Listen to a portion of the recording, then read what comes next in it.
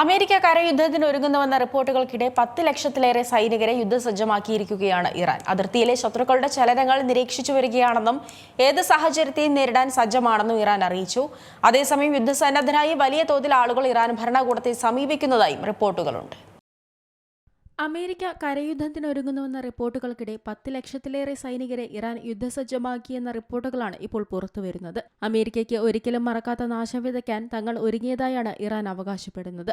Iran വാർത്താ ഏജൻസിയായ തസ്നീമാണ് ഇക്കാര്യം റിപ്പോർട്ട് ചെയ്തത്. മാത്രമല്ല, യുദ്ധസന്നദ്ധരായി വലിയ തോതിൽ ആളുകൾ ഇറാൻ ഭരണകൂടത്തെ സമീപിക്കുന്നതായും വിവരമുണ്ട്.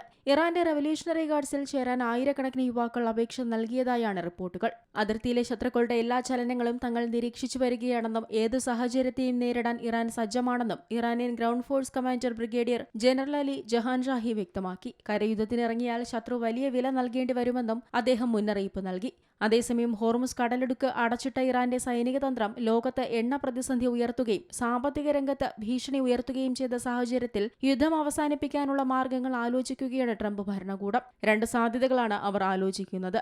1. സമാധാന ചർച്ചകൾ നടത്തി ഇറാനുമായി ഒത്തുതീർപ്പിലെത്തുകയും യുദ്ധം അവസാനിപ്പിക്കുകയും ചെയ്യുക. 2. കരയുദ്ധത്തിലൂടെ ഹോർമുസ് പിടിച്ചടക്കുകയും ഇറാന് നാശനഷ്ടമുണ്ടാക്കുകയും ചെയ്യുക. ചർച്ചകൾക്കായി പാകിസ്ഥാനെ മധ്യസ്ഥരാക്കി അമേരിക്ക ശ്രമങ്ങൾ ആരംഭിച്ചിട്ടുണ്ടെന്നാണ് വിവരം. ഇതിനായി 15 നിർദ്ദേശങ്ങൾ തയ്യാറാക്കി അമേരിക്ക ഇറാന് കൈമാറിയിട്ടുണ്ട്.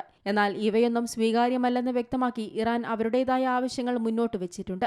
ഈജിപ്ത്, ടർക്കി എന്നീ രാജ്യങ്ങൾ വഴിയും ഒത്തുതീർപ്പിനുള്ള ശ്രമങ്ങൾ ഇറാൻ നടത്തുന്നുണ്ടെന്ന് സൂചനയുണ്ട്. ചർച്ചകൾക്കുള്ള വഴിയൊരുക്കുകയാണെന്ന സൂചന നൽകിയാണ് ട്രംപ് 10 ദിവസം ഇന്ധന മേഖലയിൽ ആക്രമണം നിർത്തിയത്. എന്നാൽ കരയുദ്ധത്തിനുള്ള ഒരുക്കങ്ങൾ നടത്തുന്നതിന് സമയമെടുക്കാനാണ് അമേരിക്ക താൽക്കാലികമായി ആക്രമണം നിർത്തിയതെന്നാണ് ഇറാന്റെ പക്ഷം. ചർച്ചകളെക്കുറിച്ച് ട്രംപ് പരസ്യമായി സംസാരിക്കുമ്പോഴും പശ്ചിമേഷ്യയിലേക്ക് കൂടുതൽ അമേരിക്കൻ സൈനികർ വന്നുകൊണ്ടിരിക്കുകയാണ്.